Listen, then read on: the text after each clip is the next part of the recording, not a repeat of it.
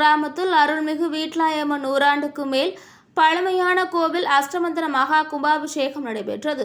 அரியலூர் மாவட்டம் ஜெயங்கொண்டம் அருகே இளையூர் கண்டியங்கொள்ளை கிராமத்தில் மேலத்தெருவில் எழுந்தருளி அருள்பாலித்து வரும் அருள்மிகு வீட்லாயம்மன் முருகன் விநாயகர் ஆகிய ஆலயங்களுக்கு புனரார்த்தன அஷ்டபந்தன மகா கும்பாபிஷேகம் நடைபெற்றது.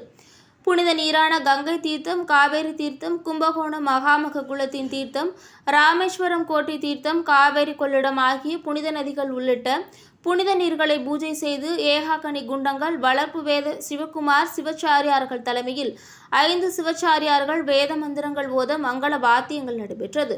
கும்பாபிஷேகத்தின் தொடக்கமாக கணபதி ஹோமம், நவக்கிரக ஹோமம், வாஸ்து பிரயோகம், கோபூஜை, அனுக்சி கலாகர்ஷனம், கணநாடி சந்தானம் ஆகியவை நடைபெற்றது.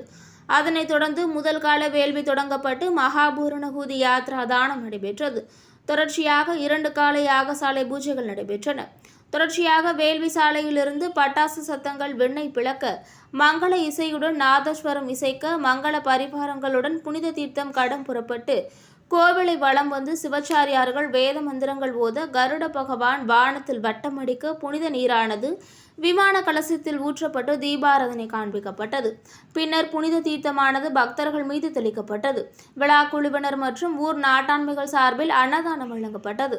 இதில் 500க்கும் மேற்பட்ட பக்த கொடிகள் கலந்து கொண்டு வீட்லாயம்மன் முருகன் விநாயகர் அருள் ஆசித்து பெற்று சென்றனர்.